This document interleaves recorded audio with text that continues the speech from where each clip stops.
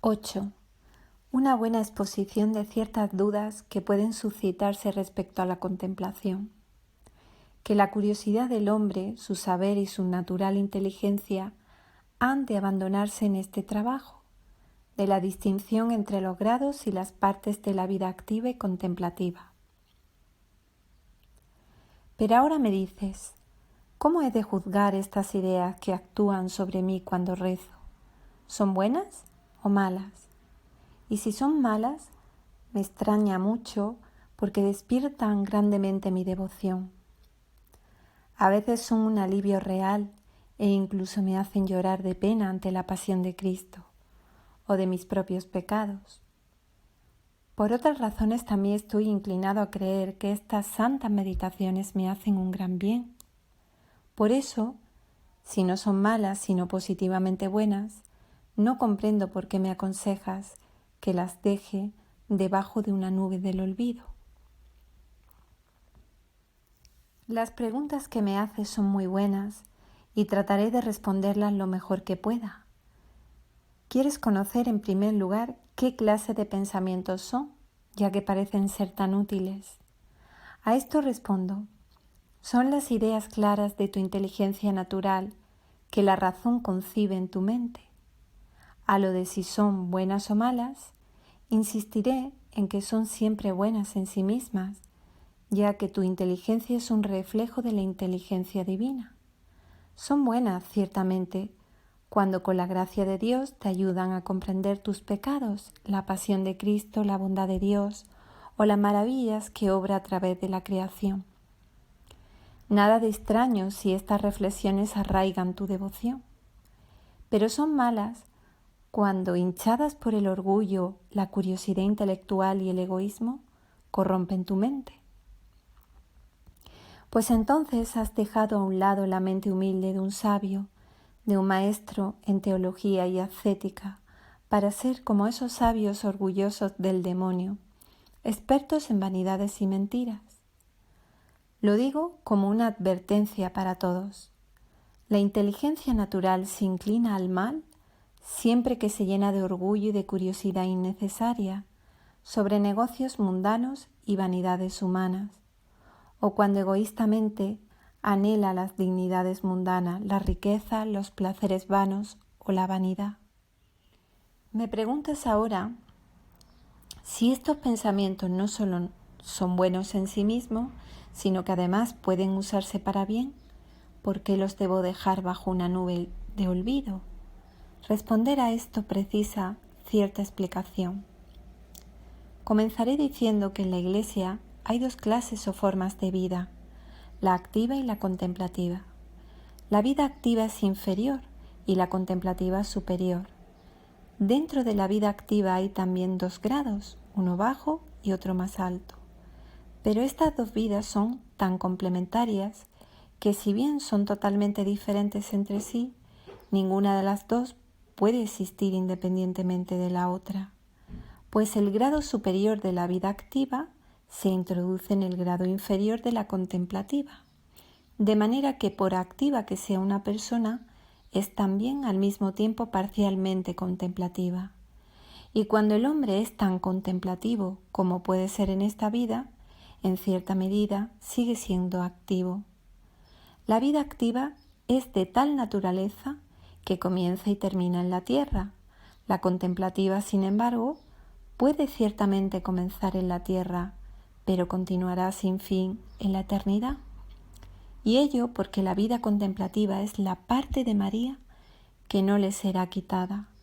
La vida activa, en cambio, se ve turbada y preocupada por muchas cosas, pero la contemplativa se sienta en paz con la única cosa necesaria.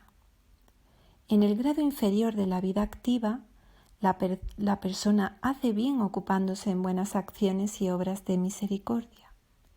En el grado superior de la vida activa, que se funde con el grado inferior de la vida contemplativa, el hombre comienza a meditar en las cosas del espíritu.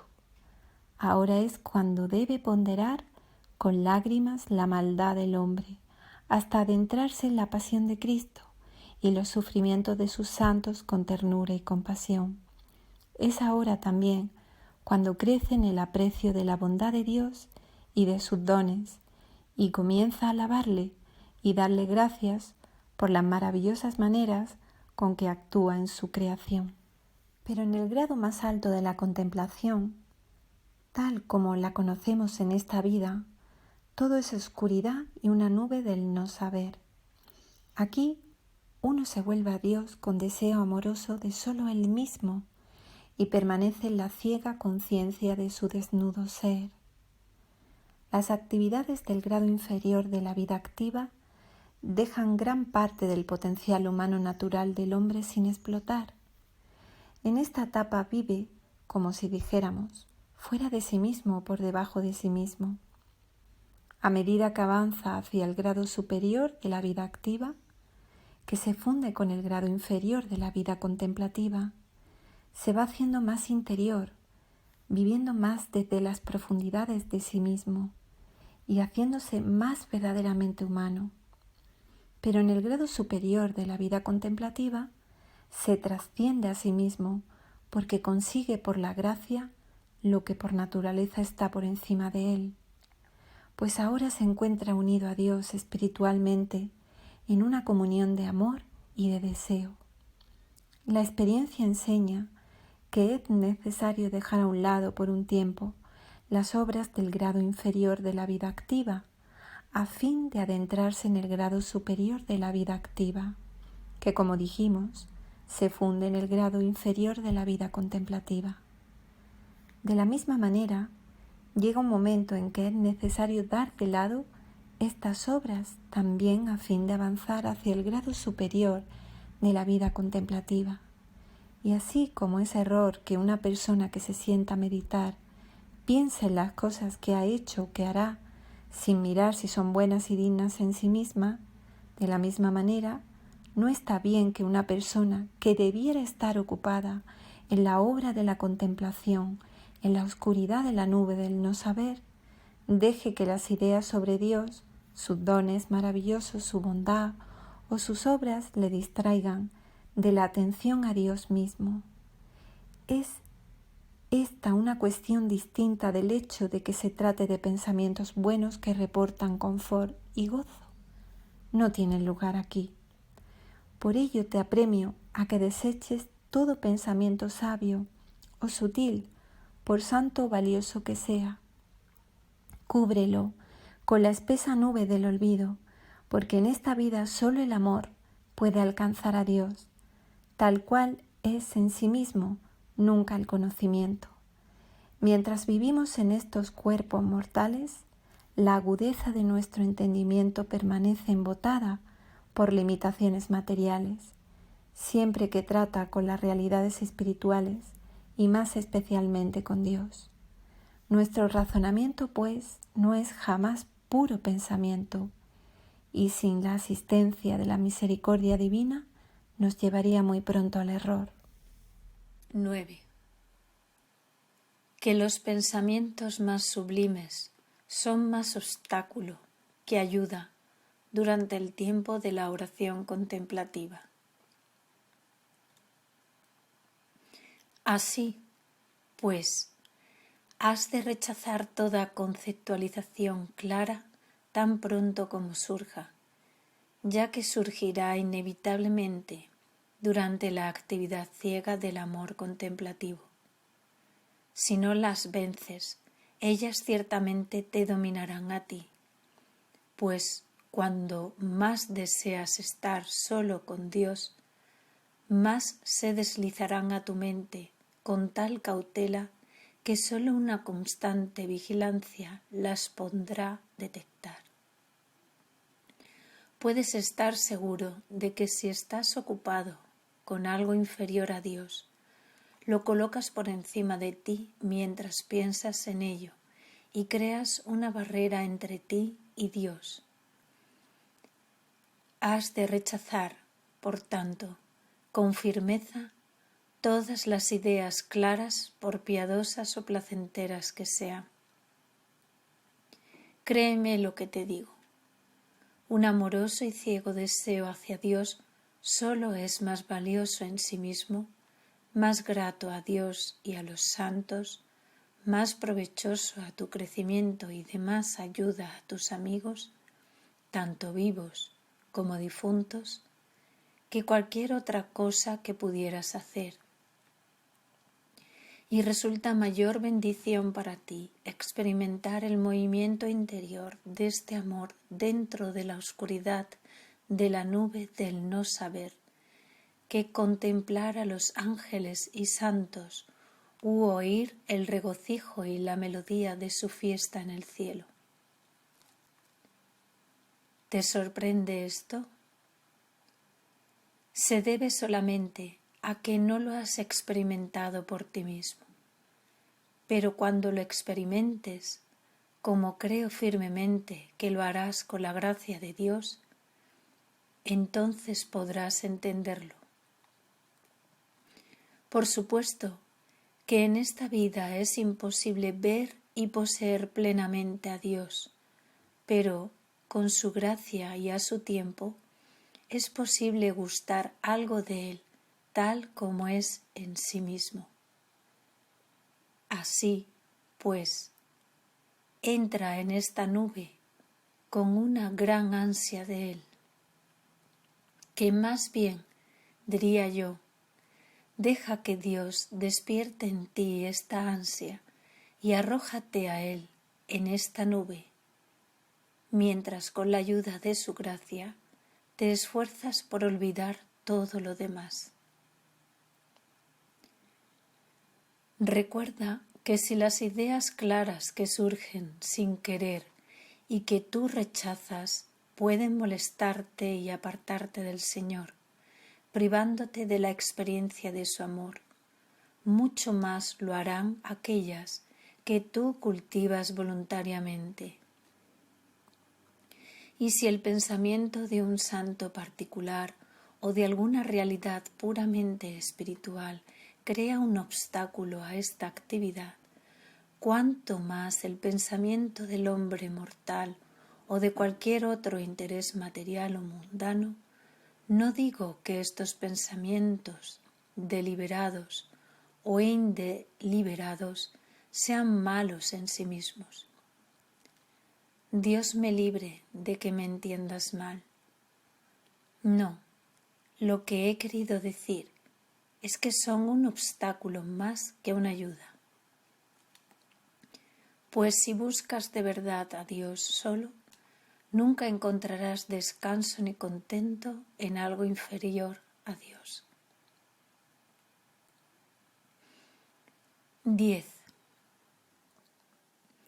De la manera que tiene el hombre de conocer cuando sus pensamientos son pecaminosos, de la diferencia entre pecados mortales y veniales. Otra cosa son los pensamientos sobre los hombres mortales y sobre las cosas materiales o mundanas. Es posible que aparezcan en tu mente sin tu consentimiento pensamientos relativos a estas cosas. No hay pecado en ello, pues no es culpa tuya, ya que todo esto sucede como resultado del pecado original. Aunque quedaste limpio del pecado original en el bautismo, sigues cargado con sus consecuencias. Por lo mismo, estás obligado a rechazar estos pensamientos inmediatamente, pues tu naturaleza es débil. Si no lo haces, te puedes ver arrastrado a amar u odiar según las reacciones que susciten. Si es un pensamiento agradable o te recuerda algún placer pasado, podrías sorprenderte consintiendo al goce del mismo. Y si se trata de un pensamiento desagradable o te trae a la memoria algún recuerdo doloroso, podrías ceder a un sentimiento de rencor. Un consentimiento tal puede llegar a convertirse en pecado grave en el caso de una persona que vive alejada de Dios y que ha hecho una elección fundamental en contra del bien. Pero en el caso tuyo, como de cualquier otra persona que sinceramente ha renunciado a las ataduras mundanas, solo sería un pecado leve. Al haber elegido tu modo de vida actual, hiciste una opción radical por Dios, y esto queda en pie, aunque tengas algún fallo pasajero. No hay un consentimiento pleno y por esto para ti sería un pecado más leve. A pesar de todo esto, si permites que tus pensamientos, faltos de control, lleguen al punto en que consciente y voluntariamente tú te instalas en ellos, con pleno consentimiento, caerías en un pecado grave. Pues es siempre pecado grave si con plena conciencia y asentimiento te mantienes pensando en alguna persona o cosa que incitan tu corazón a uno de los 7 pecados capitales.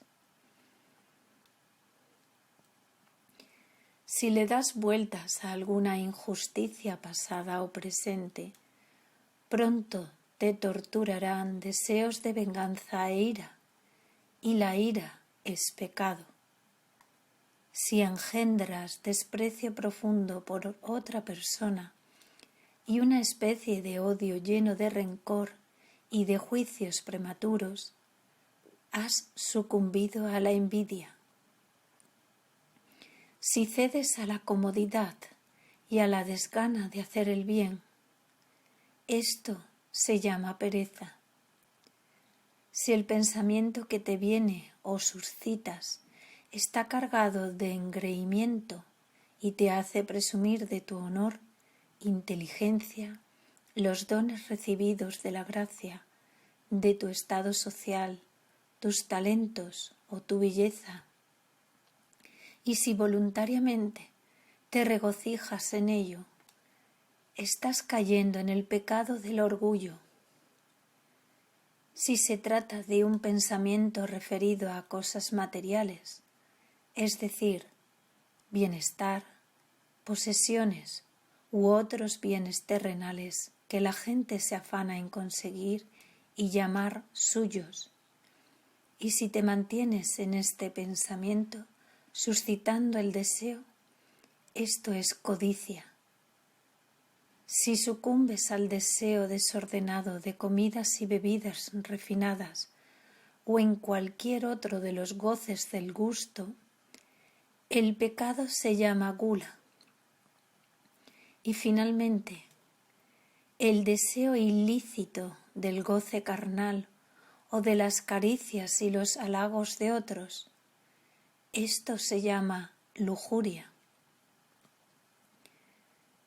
Si tus errantes pensamientos evocan cualquier placer pasado o presente, y si te detienes en él, dejándole que eche raíces en tu corazón y que alimente tu deseo carnal, corres el peligro de verte vencido por el deleite de la pasión. Entonces pensarás que estás en posesión de todo lo que pudieras desear y que este placer puede satisfacerte a la perfección. 11. Que el hombre ha de valorar con precisión sus pensamientos e inclinaciones y evitar una actitud de descuido con respecto al pecado venial. No digo esto porque me preocupe el que tú o cualquier otra persona de oración se halle realmente bajo el peso de la culpa de pecados como estos. Mi intención es poner de relieve la importancia que tiene para ti el percatarte de tus pensamientos y deseos tan pronto como surgen, ya que has de aprender a rechazar el más mínimo de ellos que pudiera conducirte al pecado.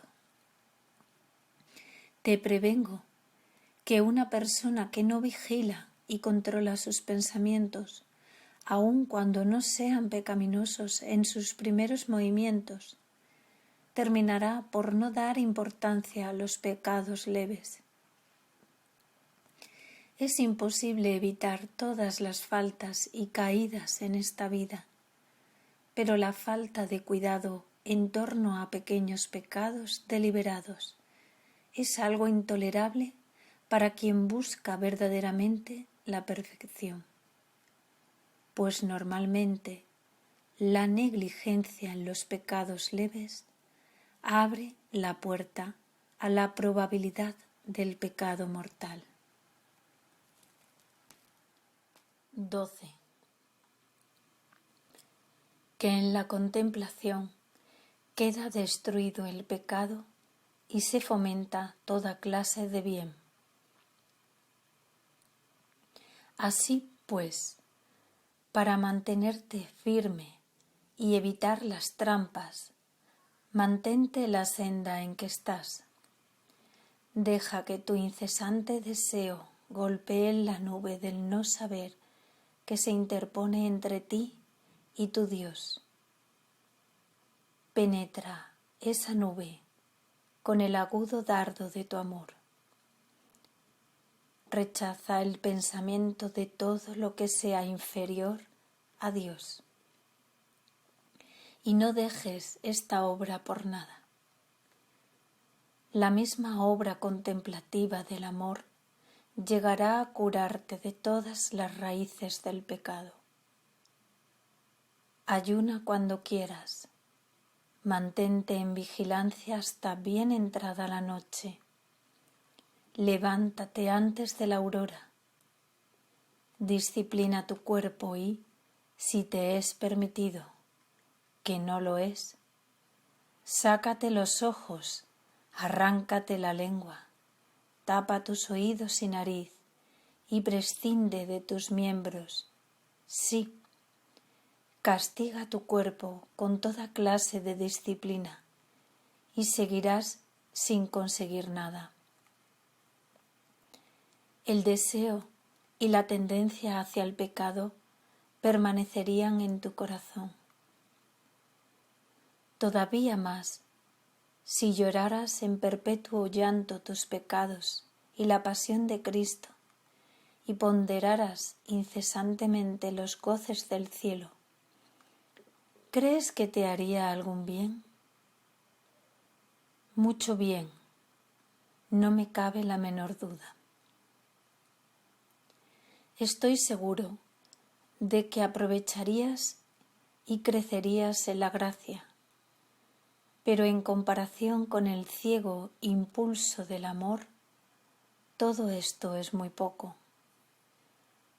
pues la obra contemplativa del amor es la mejor parte y pertenece a María.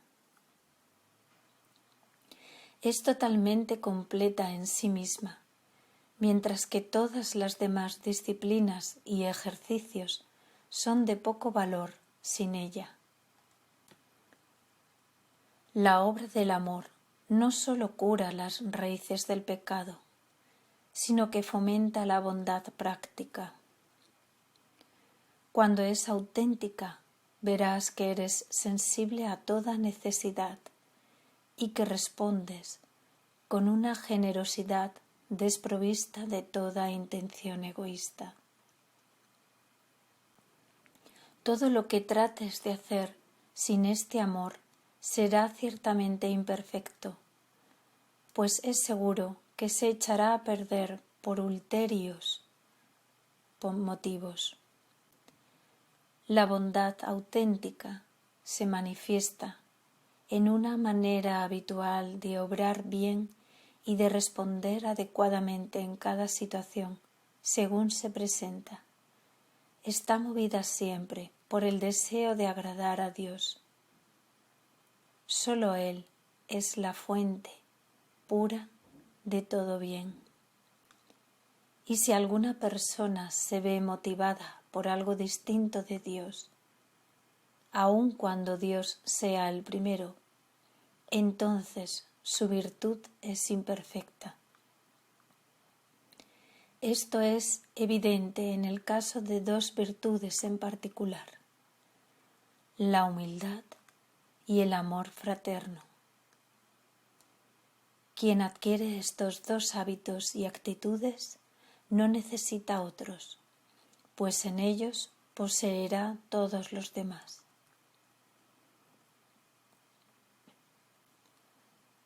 13.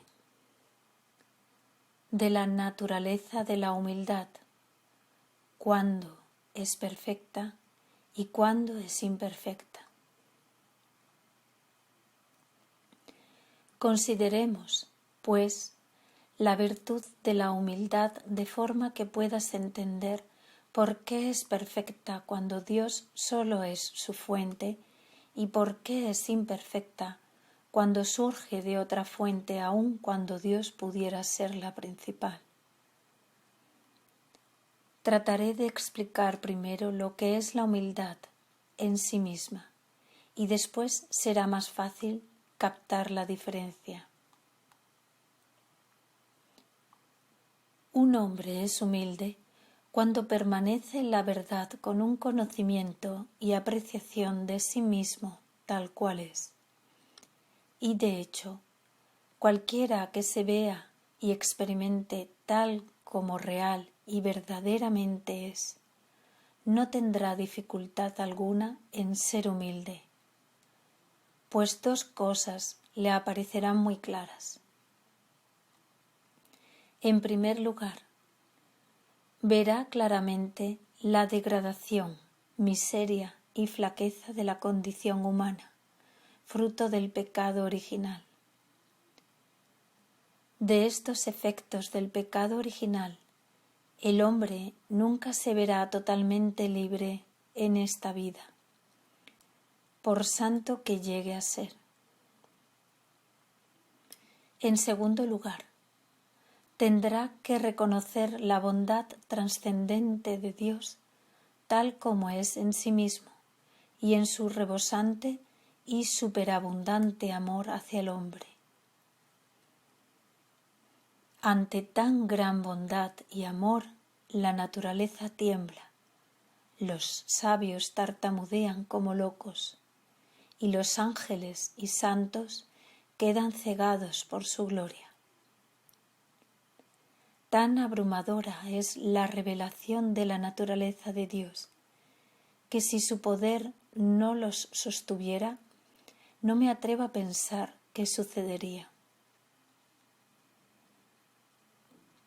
La humildad, engendrada por este conocimiento experimental de la bondad y del amor de Dios, la llamo perfecta, porque es una actitud que el hombre mantendrá incluso en la eternidad. Pero la humildad que surge de una comprensión realista de la condición humana, la considero imperfecta, porque no sólo desaparecerá en la muerte juntamente con su causa, sino que en esta misma vida no siempre será operativa. Pues a veces las personas muy avanzadas en la vida contemplativa pueden recibir de Dios tal gracia que de repente se sientan totalmente fuera de sí mismas y sin pensar o preocuparse por si son santos o pecadoras. Los contemplativos ya adelantados pueden experimentar esto con mayor o menor frecuencia, según la sabiduría de Dios, pero en cualquier caso, a mi juicio, es un fenómeno pasajero. Durante este tiempo, sin embargo, aunque pueden perder todo interés o preocupación por sus pecados o virtudes, no pierden el sentido del inmenso amor y bondad de Dios y por tanto tienen humildad perfecta. Por otra parte, si el primer motivo es operativo, aunque sea de modo secundario, solo tienen humildad imperfecta. No estoy sugiriendo, sin embargo, que se dé de lado el primer motivo. No quiera Dios que me entiendas mal, pues estoy convencido de que las cosas son provechosas y necesarias en esta vida.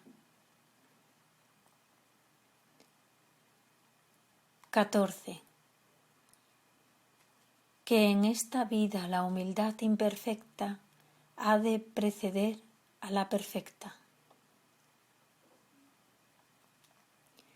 Si hablo de la humildad imperfecta, no lo hago porque dé poca importancia al verdadero autoconocimiento.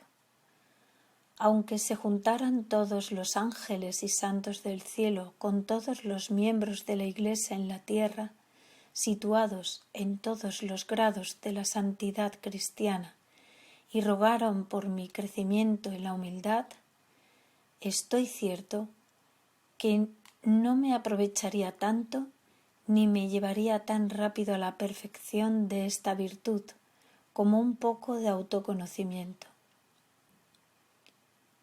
Ciertamente, es imposible llegar a la perfecta humildad sin él.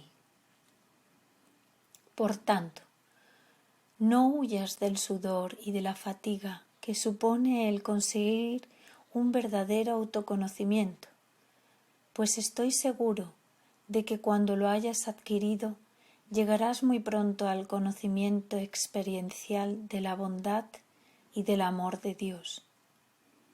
No un conocimiento completo, naturalmente, pues eso no es posible al hombre, ni siquiera tan completo al que poseerás en la alegría de la eternidad, pero sí un conocimiento tan completo como es posible al hombre en esta vida.